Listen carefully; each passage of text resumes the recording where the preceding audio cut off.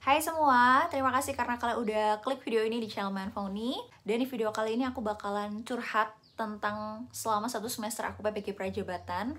Dan sorry banget kalau ini terlalu close up gitu ya, karena emang aku nggak pakai mic eksternal dan juga nggak pakai ring light.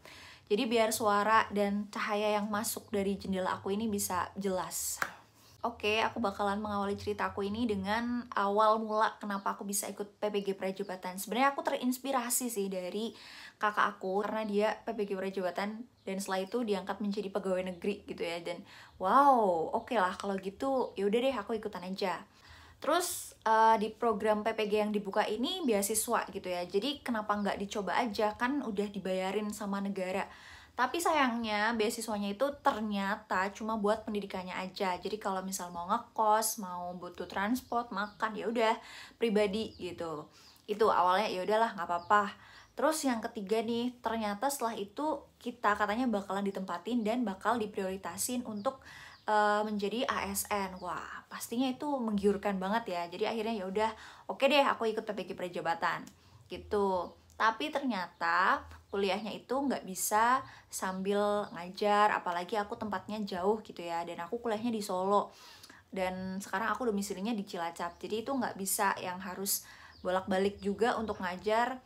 Makanya ya udah akhirnya aku resign di sekolah yang sebelumnya aku udah masuk di sana. Terus ya udah setelah aku resign, terus juga aku berangkat, aku lapor diri, aku orientasi di sana. Dan pada saat itu aku masih bingung banget nanti aku bakalan kuliah di kampus mana gitu ya, tapi mau nggak mau harus cari kos dulu.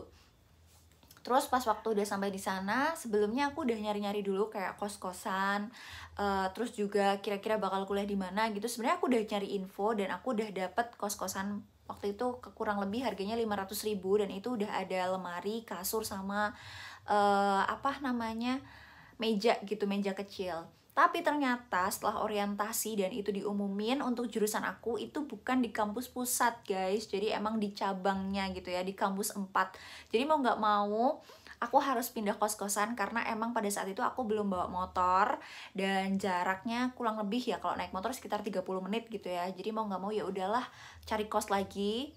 Dan waktu itu ceritanya aku dibantuin sama ibu-ibu yang jualan kayak di warteg gitu. Dia punya saudara dan biasa nganter-nganter anak untuk nyari kos gitu ya. Ya udahlah akhirnya aku sama beliau ini sampai akhirnya aku dapet kos di sekitar kampusku itu. Dan kosku yang lama aku jual nih ke temenku dari jurusan lain dengan harga 400.000, lumayan lah ya, nggak tekor-tekor banget. Jadi emang kalau di kampus aku itu ada sebagian yang masih di kampus pusat, ada juga yang di kampus yang cabang, dan kebetulan jurusan aku ini di cabang gitu ya. Jadi ya udah mau nggak mau aku pindah aja ke situ. Terus seiring berjalannya waktu gitu ya, akhirnya kuliah di hari pertama seneng sih karena emang suasananya baru banget gitu, di kampus yang luar biasa gitu ya. Karena sebelumnya waktu aku S1 itu aku di Jogja, aku nggak di Solo.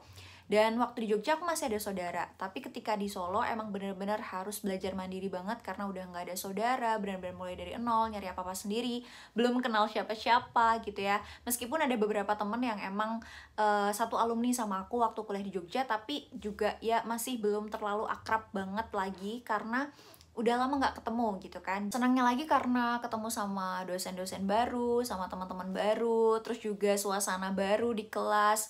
Ya intinya apa yang tadinya aku nggak pernah pikirin kalau aku bakal kuliah di situ, ternyata aku dapat rezeki untuk kuliah di situ. Ya itu suatu kebahagiaan yang sangat-sangat disyukuri. Terus kalau dari sistem kuliahnya sendiri, karena di LPTK aku ini itu aku kuliahnya Senin, Selasa, Rabu itu di kelas, di kampus gitu ya. Terus hari Kamis sama Jumat ini aku PPL di SMA yang alhamdulillahnya nggak terlalu jauh dari kampus aku. Jadi lumayan, kalau misalkan belum ada motor waktu itu aku masih naik Gojek bolak-balik, ya lumayan lah ya. Tapi aku masih bersyukur karena itu nggak jauh dari lokasi kos aku. Dan untuk kuliahnya sendiri kita fokusnya sama kurikulum merdeka, dan ini buat aku emang pengalaman baru banget. Sebelumnya aku ngajar belum pernah dapat kurikulum merdeka. Terus juga dari tugas-tugasnya luar biasa ya, kita satu mata kuliah aja bisa sampai 6 atau 7 topik, dan itu harus selesai, ketambah UAS sama UTS juga dalam 1 semester. Dan kita emang dituntut untuk bisa berpacu dengan waktu karena emang banyak tugas-tugasnya gitu ya. Dan selain kita tatap muka di kelas, kita juga harus mengerjakan di LMS, Learning Management System. Jadi tugas-tugas antara di sekolah, terus juga di kampus harus bisa di-manage sebaik mungkin untuk bisa selesai. Kalau aku lihat dari teman-teman aku sendiri, itu juga cukup banyak hal-hal yang dikorbankan ya untuk bisa ikut PPG ini. Kayak misalnya harus resign dari sekolahnya juga, terus juga resign dari pekerjaannya juga, terus juga ada yang sebenarnya masih ada yang sambil ngajar gitu, masih sambil kerja sampingan gitu, tapi ya itu mereka sibuk banget dan harus benar-benar bisa mengatur sedemikian rupa waktunya.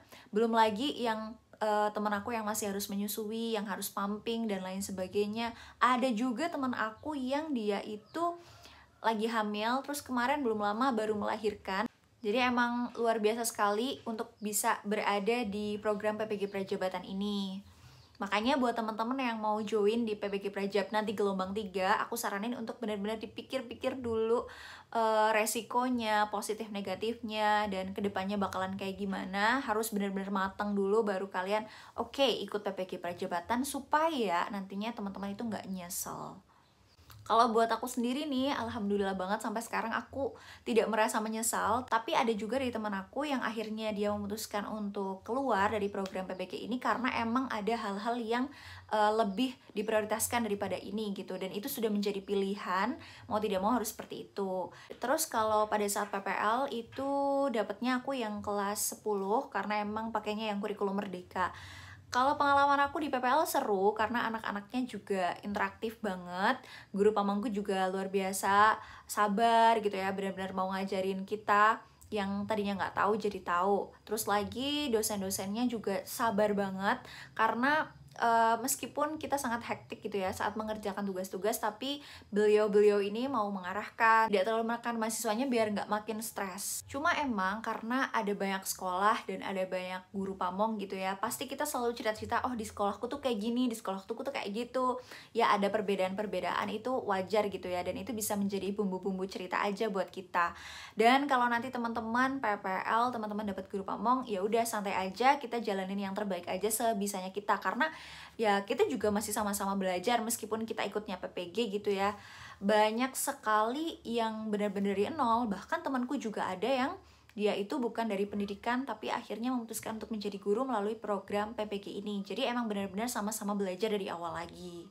Dan yang paling menyenangkan menurut aku adalah ketika aku bisa hidup di Solo dengan banyak wisata-wisata yang menurut aku sangat menarik gitu ya untuk aku kunjungi. Terus kulinernya juga murah-murah, enak-enak gitu ya, untuk harga mahasiswa itu oke banget. Terus juga dengan budayanya yang sebelumnya aku belum pernah sama sekali nggak kepikiran ya untuk bisa kuliah di Solo. Jadi intinya untuk kuliah di PPG Prajab ini selain kita dapat ilmunya, kita juga seneng-seneng bareng-bareng sama teman-teman. Oke teman-teman, jadi itu sedikit cerita aku selama 1 semester ini di PPG Prajabatan. Dan aku minta maaf banget kalau video ini kurang oke gitu ya, karena emang keterbatasan dari alat yang aku pakai. Dan semoga video ini bisa bermanfaat buat kalian yang nantinya bakalan ikut PPG di gelombang selanjutnya, atau saat ini lagi semangat banget buat PPG, yuk kita pasti bisa. Dan sampai jumpa di videoku selanjutnya, see you!